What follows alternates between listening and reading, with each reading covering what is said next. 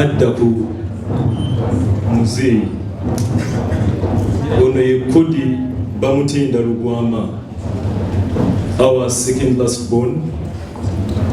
This is Chloe Naiga, Sarah.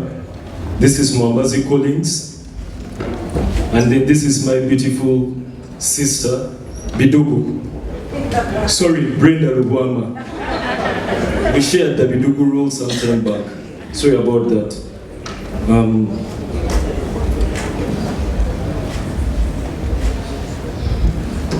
Today, as we gather in this National Theatre, we celebrate the extraordinary life and legacy of our beloved father, Honorable Kato Lubwama.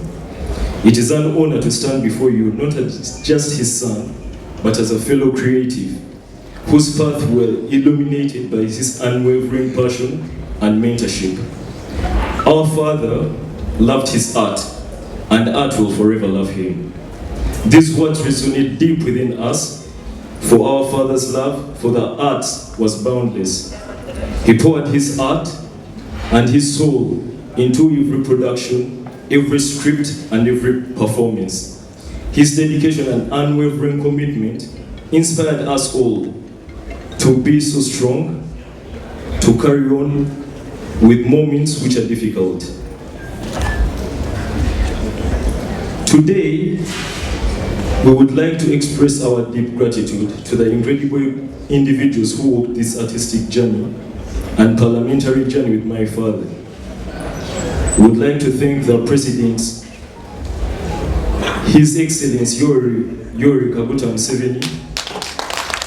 We would like to thank General Salim Saleh, Alhaji Nsereko Muhammad Tatya. Webalire ddala kulaga muzeeyi nti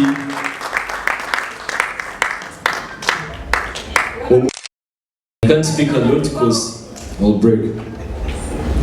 We would like to thank the Right Honorable Prime Minister as well.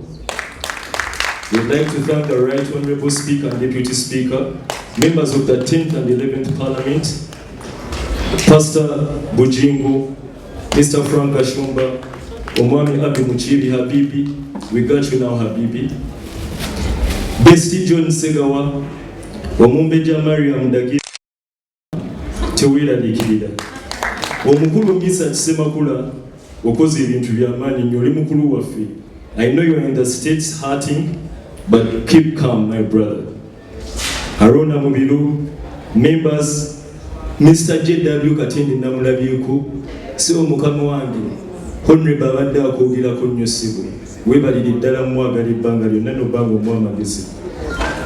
Twagala okwebaza ne Alex Mukulu, members of the Black Pulse, Africa Talent, Bakalimbira Drum Actors, Diamonds Nsimbo, Tau, Uganda Musicians Federations, Solidar, Diamonds Productions, The Dinosaurs, CBS FM, Stabo and Natoro, for all the dedication and unwavering support played on an instrumental role in bringing his creative visions to life.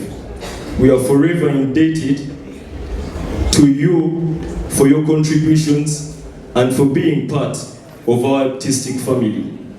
To the companies that you worked with, members of MultiChoice Uganda, thank you for standing with Honorable since way back when they had just started CBS, MTN, Lemonade, Airtel, EBL, Nel Buaris, Centenary Bank, Scanad, Uganda Police, East African Community, Parliament of Uganda, Sauna, Law Development Center, and all those. And BNCK. Thank you so much. And Mama, Honorable Yaria Yembo Yimba, Mebaluita, Mama Ana Gumida Ponze Munagi, Katuina Gumida Kufi Mami, Tukusaba Busabio Gumida Kufi, Tugenda Bela Nawe, Tugenda Bela Nawe, Tugenda Kugunambu Lichimu. Thank you. And may my father's artistic liberty and legacy forever live on. Thank you very much.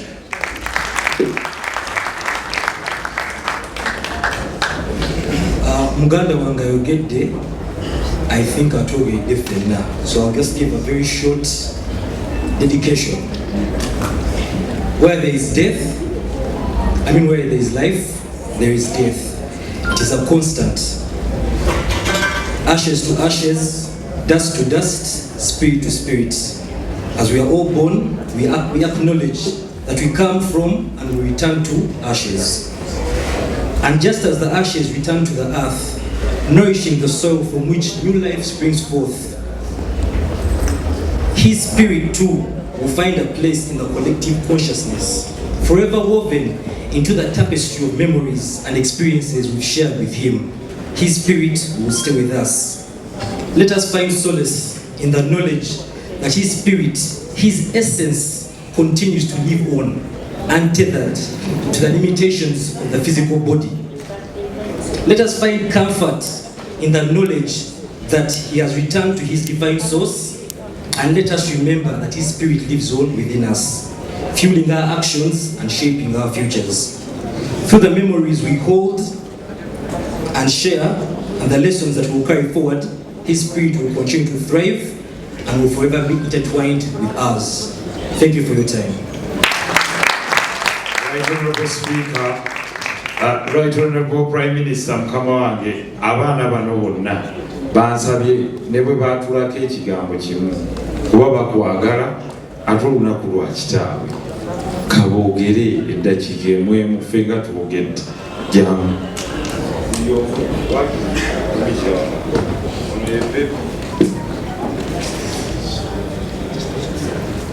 Good evening, everyone. I thank you for every single person that is here to come and celebrate my dad. He was a very honest, and I'm very happy that he lived out his life as good as he could. I wanted him to get a little bit longer when I finished my primary, but God had different plans. For I know Angel Raphael will come and heal our family souls. I also know that Angel Michael will come and protect our family from any harm that may come our way. And may everything be peace, especially my dad's soul. For I know the Lord shall help us.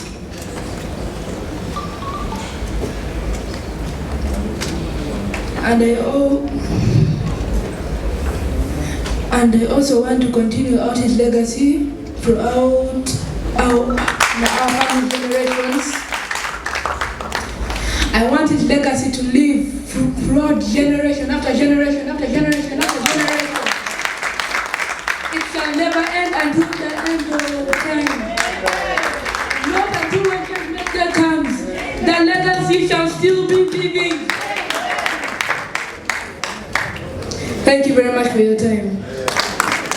Engalo za kodi Julius ono Honorable Kato yakutukira mu ngalo zone. Please.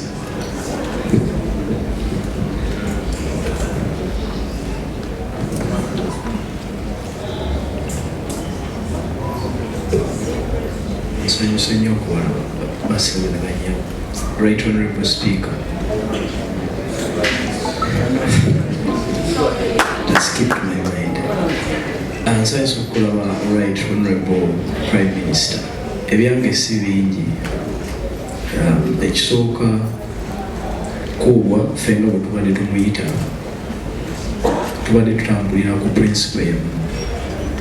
Tubadde tutambulira ku principle eya definitely I'm not here to suffer, I'm here to enjoy life. Fenna era n'abantu abalala eyo abazze bamulaba ye obulamu bwe abadde abulivinga to the fullest. Oba ayina ssente oba tayina, twava wano ne tugenda ettaka Honorable Siso yakimanyi ne Haji Nsereko nga tulina miliyoni 5 zokka. Naye twavaayo bingi. Mbebaza mwena naddala Alhaji Supreme, nkwebaza na buli omu yenna. Nsaba ng'era kodi bwagambye kuba kyekirooto kyakuubwa legase ye kugenda mu maaso naddala eggwanga lino okubeera ne one stop center nga bw'olaba America bw'erina Hollywood, Uganda efune film city. Era yali ayagala nnyo gituuma maama we Naalongo because twali tugezaako nnyo efforts zonna ne zigaana. Uncle John onootusonyiwa twagezaako wadde Honorable yagezangako nnyo okubyekolera kino kyamuyinza kyali kinene because ayagala kukolera industry entertainment yonna, bayimbi, theaters, auditorium ezisinga wano obunene byonna mu film city. Eyo dream yali nene kyoba olaba yareachinga out ewa Meja Ndiwala n'oyo amutuuse wafande Sale kuba gavumenti esobola okikola neyanze.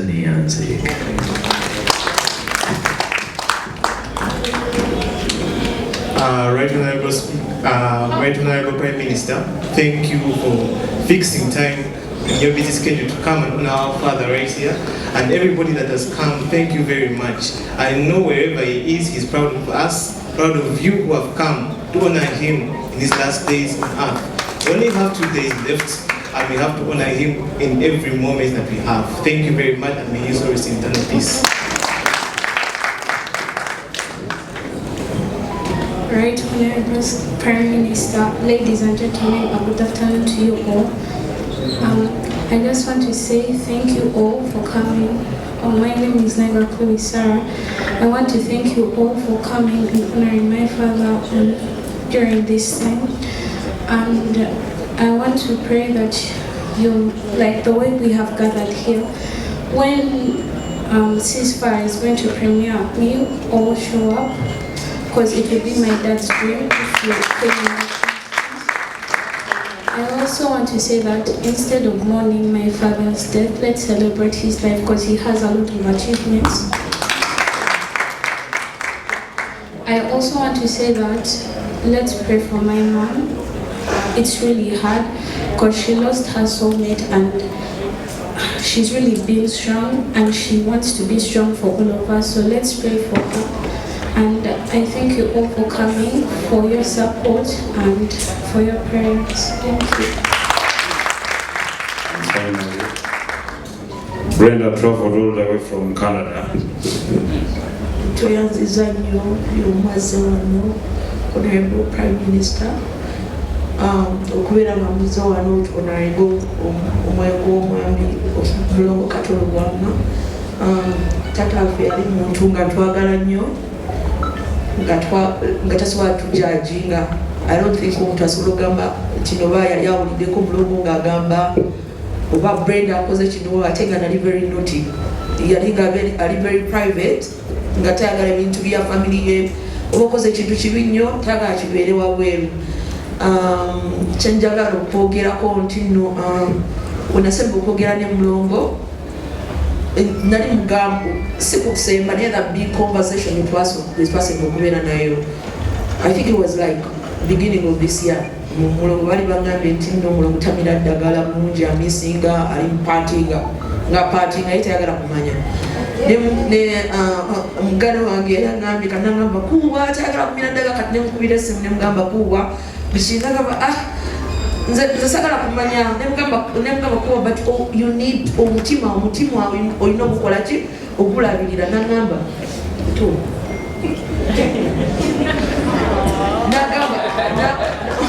nagamba netubera matogera nagamba okimanyi tino n'emyaka 5 mingi nnyo for me nagamba tino I'm not gonna make I don't think yagamba singana making a 55 nagamba kuwa ogenda nemugamba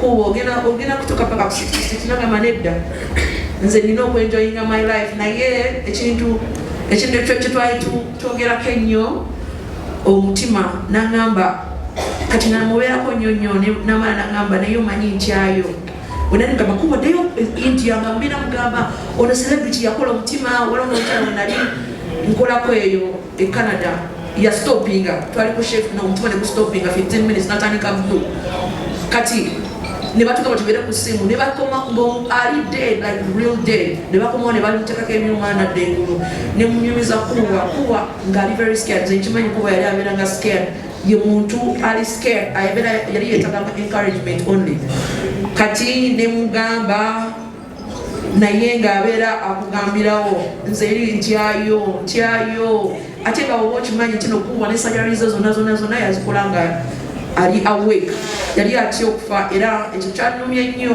kyanumye nnyo kubanga yafudde bwatyo naye ekirala kyenjagala okwogera mpulira wekitakyogera kijja kunuma kuubwa abazadde be bamuzaala tubadde tukyogera buli omu abadde ankubira my friends bankubidde nga banyize kubanga went to the same schools kuuba bamuzaala nga bazadde be baali bafumbo bamuzaala nga bazadde be baali bafumbo kuuba bamubatiza bwe bamubatiza kuubwa nazaala abaana fenna batubatiza fenna tuli basamize namala emisomo gyonna bagana byonabona bamala emisomo gyonna twagimala nga kuubwa buli kimu ateekawo atukolera pati nga atuyigiriza eddiini kubanga kuubwa tetwamuza sijja kugamba tata wange yali agambyeko nti nogendako ewa mama fiina oba kola teyakingambako mu ddiini nga ku sande kuubwa oba ogenda ku kyaki nga agamba leeta empale yange ng'ogireeta ngagamba zino zezange leero sigenda genda mu church kubanga nakoze ekiro kubanga yali akolanga weekend ng'otegeera ddali tageze mu church lwakuba yakoze ekiro so kuubwa era yali agendanga enamirembe ngaomumisobola erubaga nga oba alinayo sategeera byali abeeranga naye nga twali most of the time bwe nali ngoba nga ndine kuubwa nga kuubwa agenda erubaga simanyi kyakolayo naye ayifi gwali bulango naye newuunyiza nti abaami abo bagambye nti tebasobola kusabira mwoyo gwa mugenzi. It's very shameful hypocrisy wakingamba nti no hypocrisy twasoma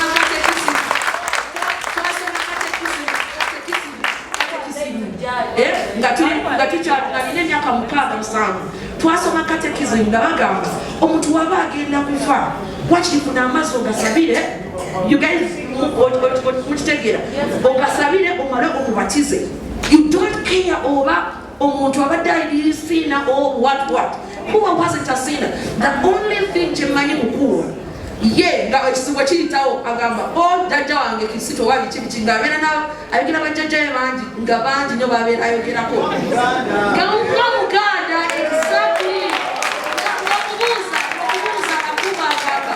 gakuba agamba nti omanyi oli Katonda aliswa naye akola naye wogera bano bajjajja bategeera bamanyi wendi naye okuwulira nti okubaganya okusabira taata wange nga musabira emyoyo gye kutamanyi buli nobeka musabira okusabira Kato Lubwama olwokuba mugamba musabizeeyo ani abeera emmanju waffe. None of these people tewali muntu yali abaddeko emmanju waffe nalaba Kato Lubwama ng'agenda oba Kato Lubwama n'agamba nadeclare nze ndi musabize.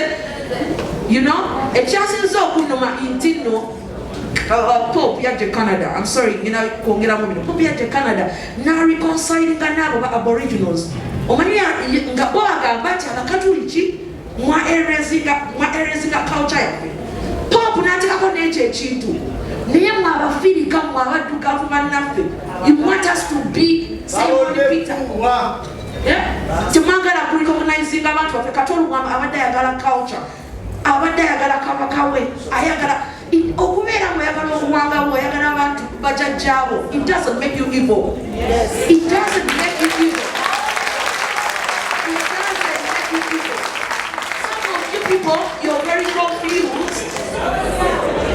Some of you, you're very confused people because you don't know yourself. Temumanyi bajjajja bamwe mugenda mubukira biri biki. It's very important to honor those souls.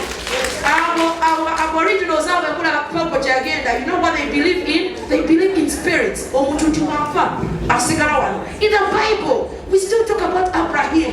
Watch Kato Lubwama uye wabera agamba genda nkume ekyoto kumayi jjajja, mumulimeko. Why is it bad? Nzijukira Kato Lubwama we used to try to mubuuza naye wakyokola bino ebintu ngagamba why? It's God. Katonda yenyini yakuleetinga buno obuddo bwenkozesa nga kumaking okurealizing nti it's not bad.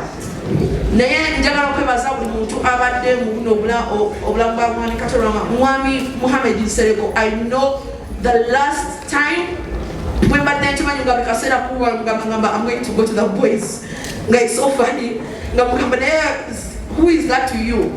Obaddewo mu bulamu bwa mwami Kato for his mental health.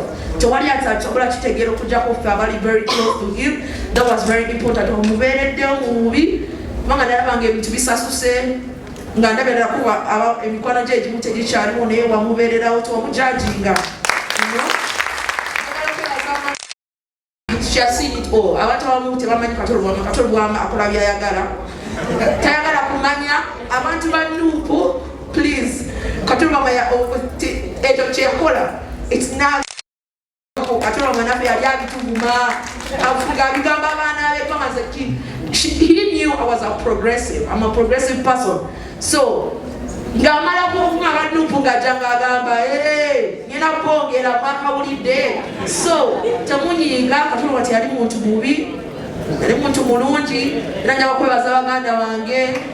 Kato Lubwama yatulaga love, really loved us. So tweyongera okuuma erinnya lye mu maaso kubeera amata balungi.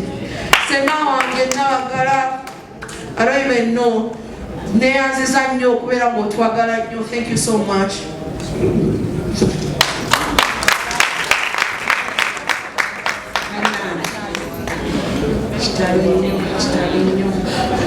Badde nsaba bakulu bange ng'ajjeko wano Ssaalongo Lubwama Richard ne Lubwama Jane Francis. Eno family yalina abaana 12. Nze ne Kato Lubwama nga ffe tusembayo obuto 2 era buli muntu abadde amanyi tuli 2.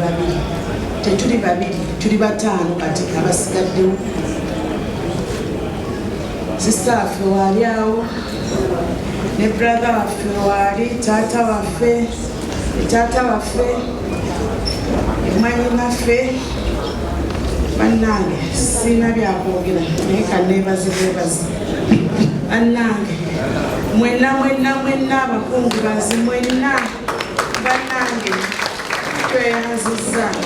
tweyanzeeke byonna bye mukoze sijja kwatula sijja kumenya linnya bannange neebaza bwebaza nenyongera okwebaza Ani webale twagala Ani ayagala Kato naye ng'ate Kato aliko mwanyina.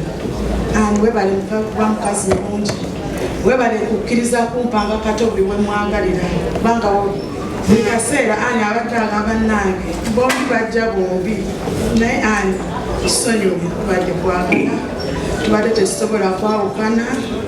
Bazadde baffe batulemwa obwavu ne butukuba ne butulemwa obugagga ne butukuba ne butulemwa kati tubadde ku stage ya bulwadde. Ate abeera bulwadde n'agamba bannange ye naagala ate ali mu pressure yamukubye musooke mudduke mugende mulabe. Era nze mbadde mmanyi era nga Katonda amanyi alife yanse nina okufa neyewuunyisa nnyo nga bampita ne bagamba nabagala gy'abuulaga negenda okulaba andaba kitati era nange nebaza Julius Arua. Julius nange abantu abakulu tebafukamirira abaana bato neyanziza webale kubeerawo buli mbeera yonna neyanziza neyanzege webale kwagala mwanyinaze taata wange muganda wange. Nze Kato newe muyita Katera bwetyo bwembadde muyita nga naye ampita kannabagala bwetyo bwembadde muyita Kata abadde mukwano gwange ati ono mukulu wange bamuyita Lubwama Jane Francis. Tuli 2 ffekka Ssaalongo oba Alisaidi kisimanyi alabika ali waggulu alimedde okuvaayo naye waali banaye tweyanziza nnyo